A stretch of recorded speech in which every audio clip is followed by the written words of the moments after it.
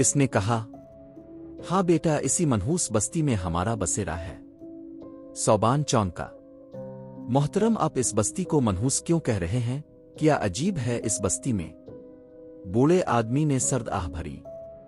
بیٹا یہ ساری بستی آصف زدہ ہے، جنوں کا بسیرا ہے ہماری ساری بستی پر۔ صوبان نے سوالیہ نظروں سے دیکھا۔ محترم کیا عجیب ہے اس بستی میں جس کی وجہ سے آپ اسے آصف زدہ کہہ رہے ہیں؟ بوڑھا آدمی رونے لگا۔ بیٹا یہ بستی میرے بیوی بچے نکل گئے، یہاں ہر آئے دن کوئی نہ کوئی غائب ہو جاتا ہے، خدا جانے غائب ہونے کے بعد ان لوگوں کا کیا حال ہوتا ہے، وہ کہاں جاتے ہیں؟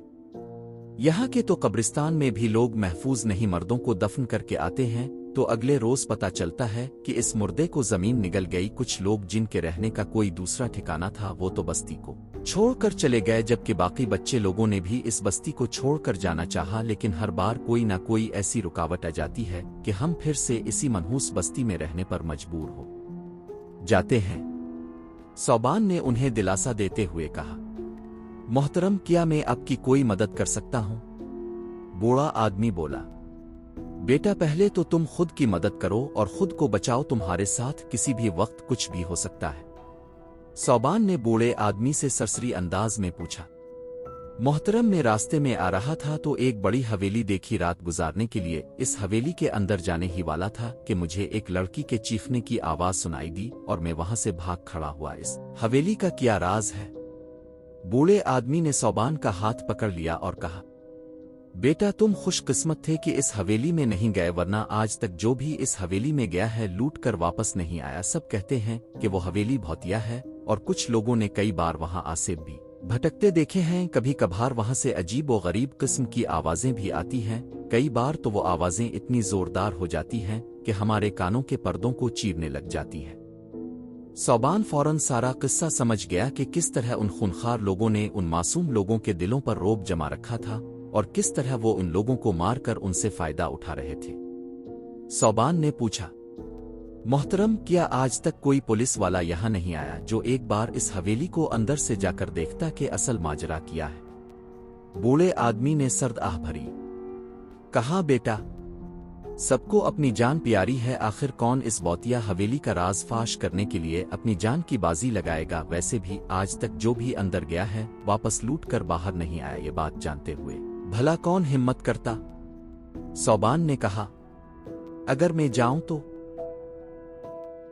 بوڑھا آدمی فوراً بولا، نہ میرا بچہ، ہم لوگوں کے لیے تمہیں اپنی جان خطرے میں ڈالنے کی ضرورت نہیں، چلو میرے ساتھ چلو، میں تمہیں آج رات گزارنے کے لیے ایک محفوظ مقام فراہم کروں گا، کل صبح ہوتے ہی تم یہاں سے نکل جانا۔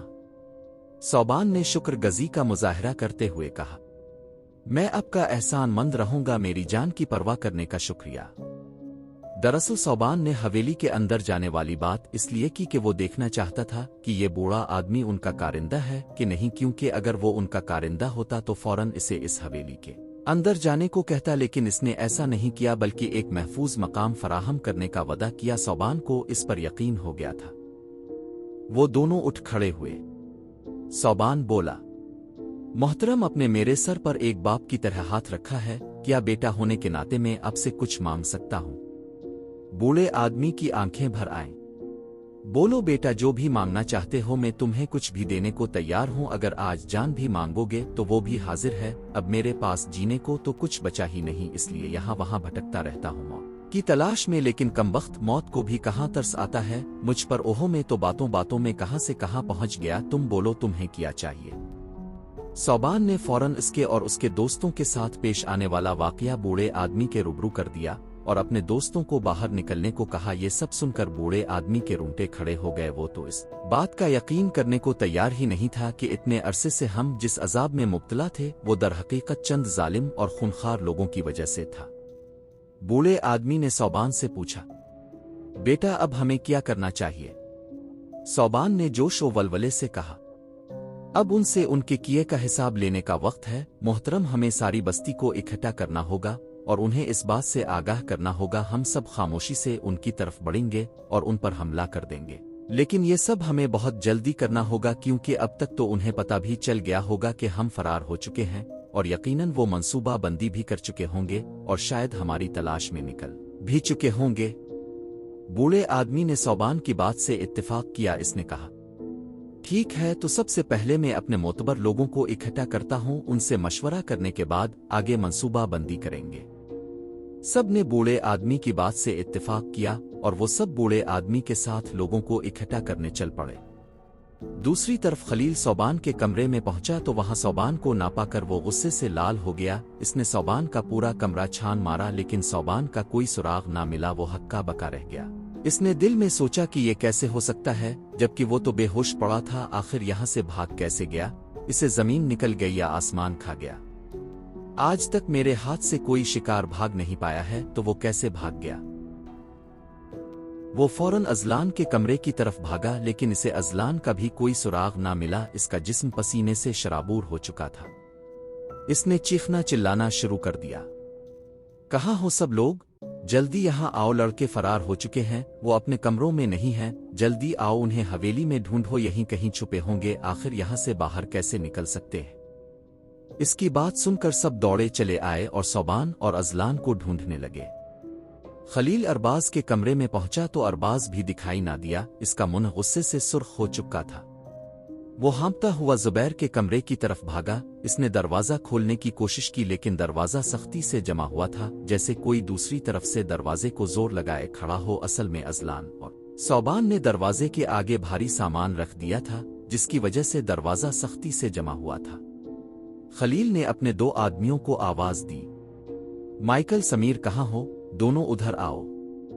इन दोनों ने वहां पहुंचते ही पूछा, जी जनाब, क्या हुआ? क्या कोई सुराग मिला? खलील ने कहा, फौरन इस दरवाजे को तोड़ दो। इस हवेली में दरवाजों की कुंडियां तो हैं ही नहीं, तो फिर ये दरवाजा बंद कैसे है? वो लड़के यकीनन इसी कमरे में छुपे हैं, जल्दी करो। और दो दरवाजा, आज तो उनकी खैर नहीं।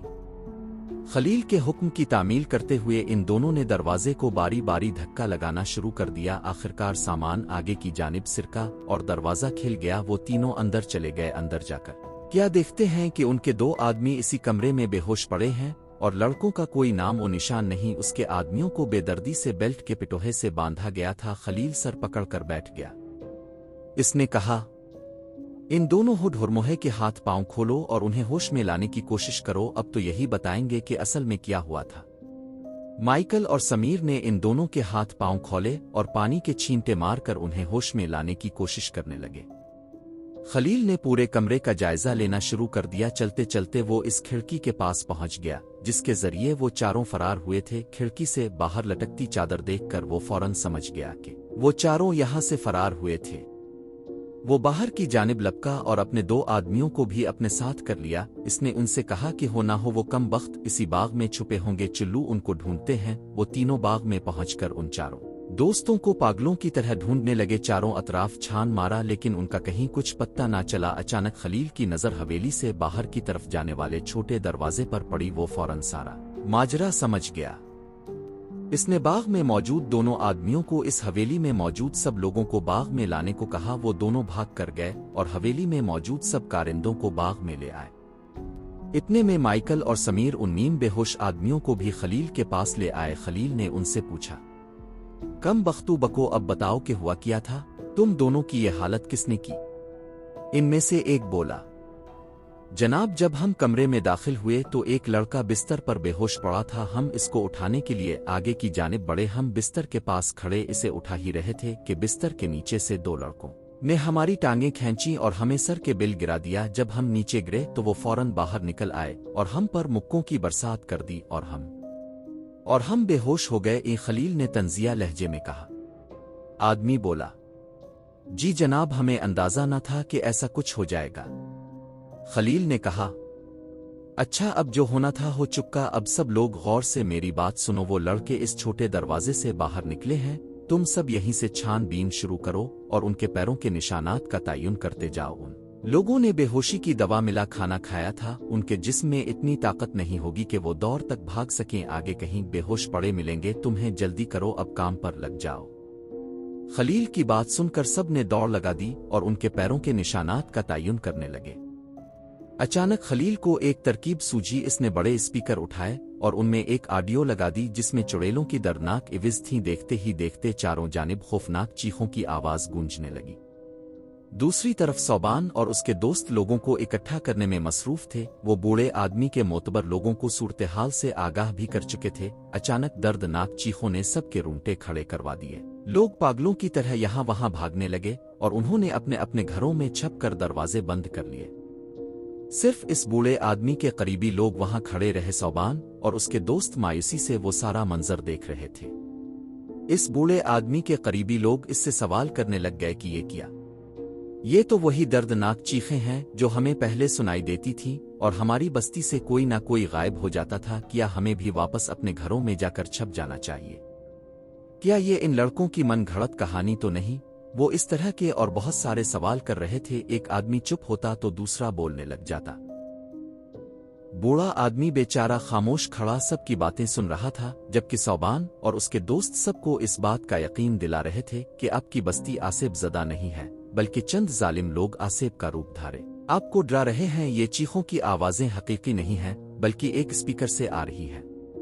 वो बेचारे देहाती लोग उन्हें कहा पत्ता था कि स्पीकर किस चिड़िया का नाम है। वो मुसलसल उनकी बात को झुटलाते रहे और बोलते रहे कि हमें हमारी जिंदगी हमारे तरीके से गुजारने दो, हम गरीब लोगों का और मजाक मत बनाओ। हमें पता है कि तुम शहरी लोग जिन्नों और भूतों पर यकीन नहीं रखते, इसीलिए हमारा मजाक बनाने के लिए तुम लोगों ने ये कहानी घड़ी और ये कह कर के वहां आसिफ नहीं बल्कि चंद इंसान हैं हवेली ले जाने का मंसूबा बनाया।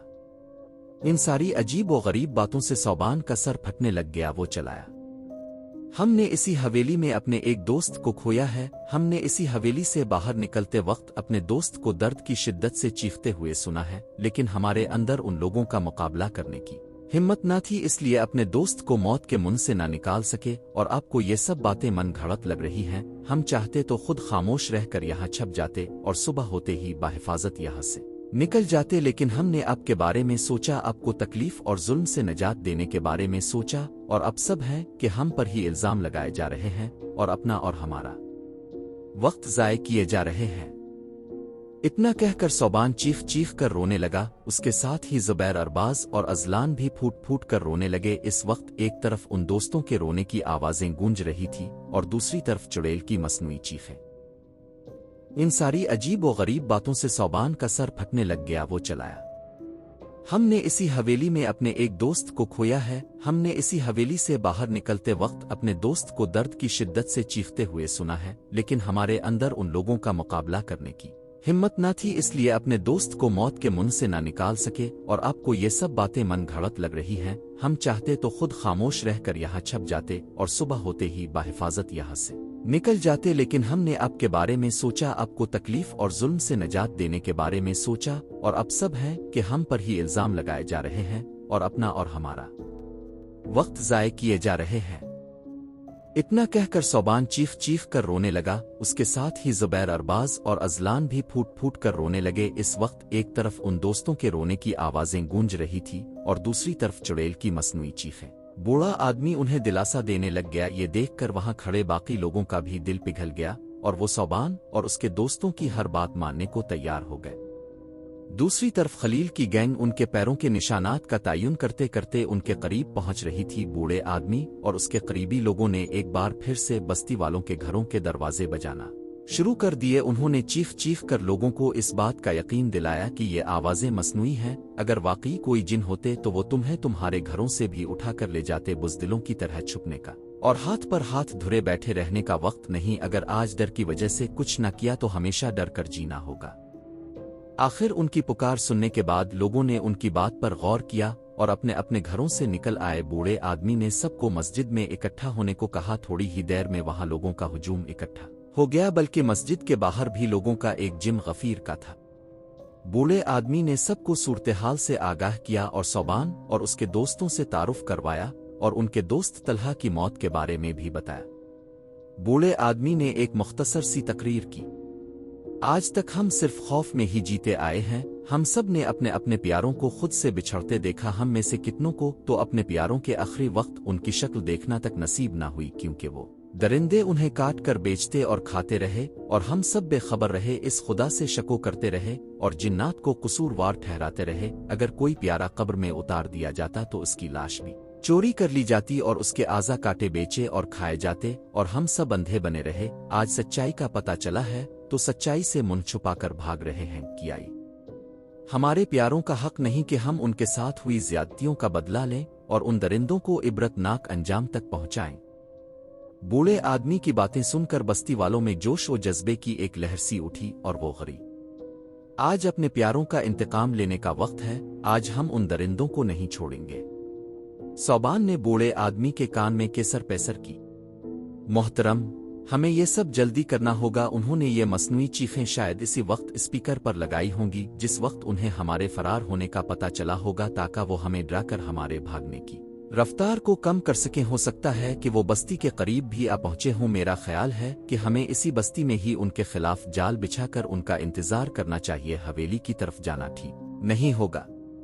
बूढ़े आदमी ने सुकून से सौबान की बात सुनी और उस पर गौर किया और उसकी बात को मद्देनजर रखते हुए एक मंसूबा बनाया। इसने कड़कदार आवाज में बस्ती वालों को मुखातिब किया, सब बूढ़े बच्चे, मर्द और औरतें गौर से मेरी बात सुने। अपने अपने घरों को टटोलें और घर में मौजूद जितने भी औजार हैं उन सब को इकट्ठा कर आएं, खा वो एक सुई ही क्यों ना हो। अगर ये लोग हमारी बस्ती में आए तो मुड़कर वापस नहीं जा पाएंगे। इसकी बात पर अमल किया गया। वो सब लोग अपने अपने घरों की तरफ दौड़े और मुख्तलिफ किस्म के औजार इकट्ठे कर आए, जिनमें कुल्हाड़ी, हथौड़ा, छुरियां और दीगर हथियार शामिल थे। बूढ़े आदमी ने हर एक के हाथ में इसकी ताकत के मुताबिक हथियार थमा दिया। फिर बूढ़े आदमी ने सारी बस्ती की बत्तियां बुझा देने का हुक्म दिया ताकि खलील के गुंडों को शक ना हो। बत्तियां बुझा दी गईं। बस्ती में मुकम्मल तौर पर अंधेरा छा गया, लेकिन बस्ती वाले अंधेरे में भी सब कुछ वाज़े तौर पर देख सकते थे। वो कहते हैं ना कि गांव वालों की आंखें चमकदड़ की तरह तेज होती हैं। इसके बाद बूढ़े आदमी ने सबको कहा कि खलील के गुंडों को खामोशी से दबोचना, सबसे पहले उनके सर पर गर्दन पर वार करना ताकि वो जल्दी बेहोश हो जाएं और ज्यादा शोर ना मचा सके। इसके बाद इसने सबको छप जाने को कहा। हर कोई मुनासिब जगह पाकर छप गया। वो सब छप कर उन गीदड़ों के आने का इंतजार करने लगे। हैरत की बात थी कि वो अब तक बस्ती तक ना पहुंच पाए थे। आखिरकार काफी इंतजार के बाद कुछ आवाजें सुनाई देने लगे। खलील के लोग पैरों के निशानात का तयन करते करते बस्ती तक पहुंच चुके थे, लेकिन बस्ती में पहुंचकर वो बौखलाहट का शिकार हो गए, क्योंकि सौबान और उसके दोस्तों के पैरों के निशानात मुख्तलिफ समतों की तरफ जा रहे थे। दरअसल जब सौबान और उसके दोस्त लोगों को इकट्ठा करने के लिए उधर उधर दौड़े तो उनके पैरों के निशानात मुख्तलिफ समतों में बखर गए। खलील के गुंडे बस्ती में दाखिल हो गए, लेकिन चूंकि पैरों के निशानात हर तरफ बिखरे थे, इसलिए वो पैरों के निशानात का सुराग लगाने के लिए मुंतशिर हो गए। बस्ती में चारों तरफ खामोशी छाई थी, जैसे बस्ती में सब सो रहे हों। वो सारी बस्ती में फैल गए। उनके हाथों में कुल्हाड़ियां और बंदूकें थीं और उन्हें इस बात का हुक्म दिया गया था कि जैसे ही उन दोस्तों में से कोई दिखाई दे, इसे फौरन खत्म कर दिया जाए। वो पैरों के निशानात का तयन करते हुए आगे की जानिब बढ़ रहे थे। बस्ती में चारों तरफ फैले हुए कदमों के निशानात का सुराग लगाते लगाते वो आकुआ दाकुआ हो गए थे। आहिस्ता आहिस्ता बस्ती वालों ने उन्हें खामोशी से दबोचना शुरू कर दिया। शुरुआत खलील के एक आदमी नजीर से हुई। वो बूढ़े आदमी के पास से पैरों के निशानात का तयन करते हुए गुजर रहा था कि अचानक बूढ़े आदमी ने इसके सर पर लाठी मारकर उसका काम तमाम कर दिया। इस आदमी ने चीख मारी, लेकिन चूंकि बस्ती बहुत बड़ी थी, वो सब निशानात का तयन करते करते एक दूसरे से बहुत दूर हो गए थे, इसलिए गैंग के बाकी आदमी इसकी आवाज न सुन सके। सौबान और बूढ़े आदमी ने इसके मुंह में कपड़ा ठूंस दिया और उसके हाथ और पांव बांधकर झाड़ियों में छुपा दिया। इसी तरह बाकी लोगों ने भी खामोशी से अपने अपने तरीके से काम करना शुरू कर दिया। वो उन पर वार करने के बाद फौरन उनके मुंह में कपड़ा ठूंस देते और उनके हाथ और पांव बांधकर उन्हें छुपा देते। देखते ही देखते उन्होंने खलील के दर्जन भर लोगों को ठिकाने लगा दिया और खलील के बाकी लोगों को इसकी भनक तक ना पड़ी।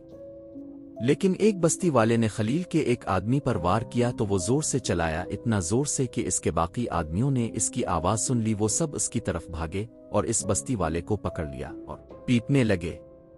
माइकल ने कहा कि इसको बांध दो, हम इसको हवेली ले जाएंगे। अब बाकी तीनों को ढूंढो, यहीं कहीं छुपे होंगे। उन्होंने दोबारा ढूंढना शुरू किया तो उन्होंने एक और बस्ती वाले को पकड़ लिया और इसे भी बेदर्दी से पीटने लगे, यहाँ तक कि वो बेहोश हो गया। अब खलील के गुंडे समझ रहे थे कि वो इन दोस्तों को पकड़ रहे हैं।